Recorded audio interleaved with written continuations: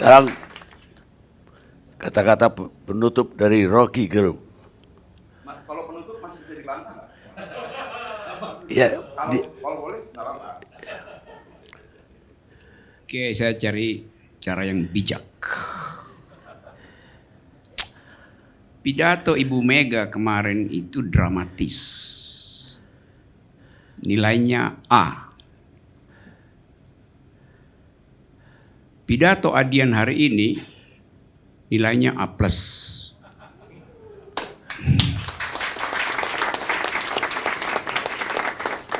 A untuk retorika, plus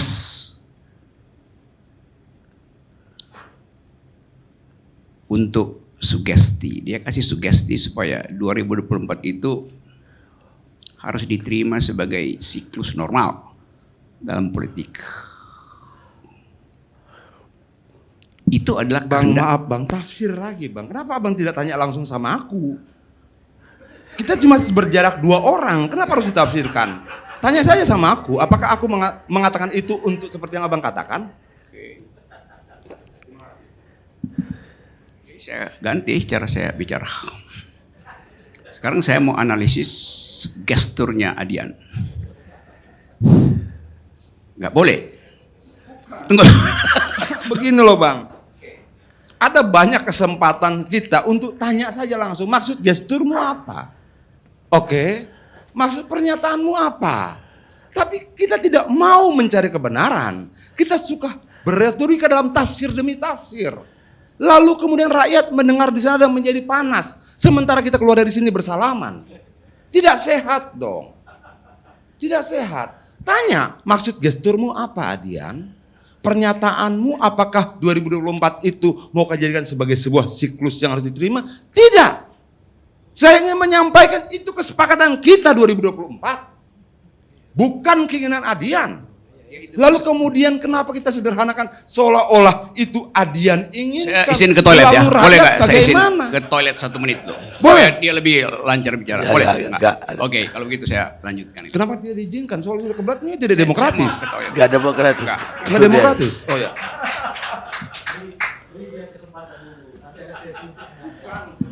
Jangan menafsirkan Adian. Iya, ada tapi Adiannya, tanyakan saja. ada waktunya nanti untuk menyanggah Oh, itu. siap. Itu etika berdialog namanya. Etika berdialog, jangan menafsirkan orang. Ya, ada nanti waktunya bagi dirimu untuk menyanggah itu. Oke. Aman? Oke, lanjut. Tadi kalimat saya, Adian saya kasih A+, retorikanya A, sugestinya plus. Kenapa? Karena dia kasih sugesti. Ingat kata saya itu, sugesti bahwa 2024 itu adalah normalitas dari siklus kepresidenan.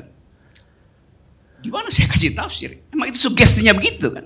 Karena dia mengatakan, mari kita tuntun ini sampai 2024. Itu yang disebut sugesti itu. Sampai di situ dulu. Kalau mau protes silahkan sebelum saya lanjut. Ketika dikasih kesempatan dilarang yang ini, jadi bingung saya. Enggak, terus. Ada kesempatan? Bang Rocky, lanjut Bang Rocky. Nggak ada Rocky lanjut. kesempatan. Dia kasih kesempatan sama saya. Kenapa keberatan yang lain? Bang Karni, saya kira biar lanjut Bang. Biar lanjut. Adian biarkan aja dulu. Lanjut. Abang, Yang terakhir nanti. aku tetap tenang bang. Oke, represivitas terhadapku cukup banyak di masa lalu. Dan kita menjalani dengan ketenangan. Apalagi cuman ini. Lanjut bang. Jadi nggak ada sanggahan. Lanjutkan terus. Yes, nice guys. Tragedi Yunani itu. Panggung tragedi Yunani biasanya dibagi 2. Zin dan obzin. Di depan dan di belakang. Sin artinya layar. Dan di belakang ya layar. Bahasa Inggrisnya obscene. Dari kata obscene, di belakang layar. Tapi dari kata itu juga timbul kata obscenity. Apa artinya obscenity, Pak Profesor? Oke. Supaya saya dapat klarifikasi tentang peristilan. Obscenity artinya kemaksiatan. Di belakang panggung orang bisik-bisik kemaksiatan. Itu ditutupi agar supaya publik tidak tahu yang disebut sebagai keburukan, pengkhianatan, kerakusan, segala macam. Yang dilihat hanya yang di depan panggung. Itu teknik di dalam Greek tragedy. Peristiwa PDIP jadi problem publik karena yang obscenity itu justru yang terlihat.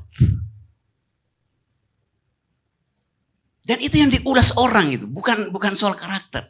Tetapi kita mau bedakan dulu bahwa akhirnya orang tahu bahwa oh itu sebetulnya problem kemaksiatan politik di dalam semua peristiwa politik.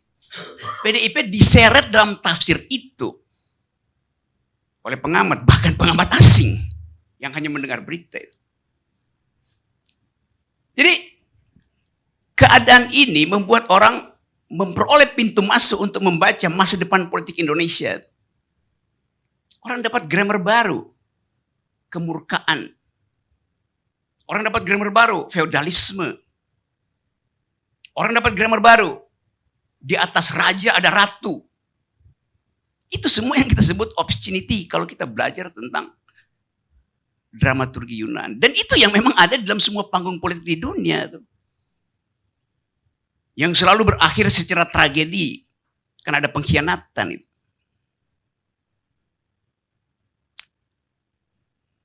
Saya nggak ada soal dengan PDIP itu. Saya nonton aja lihat itu. Tetapi di belakang Greek tragedy itu, atau sebut aja PDIP tragedy, ada problem lebih mendasar dari sekedar Ibu Mega itu. Ibu Mega itu sin. Opsinya adalah olok-olok orang terhadap Ibu Mega. Yang sudah diterangkan oleh Adian. Tetapi ada panggung lain, yaitu di bawah panggung itu soalnya.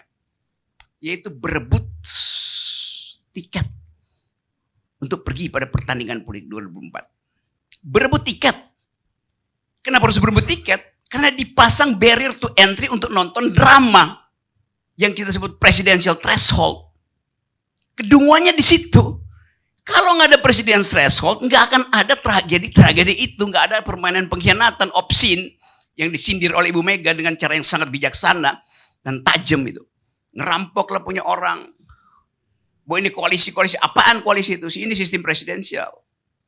Yang memang harus diteruskan logikanya. Kerjasama boleh, koalisi jangan.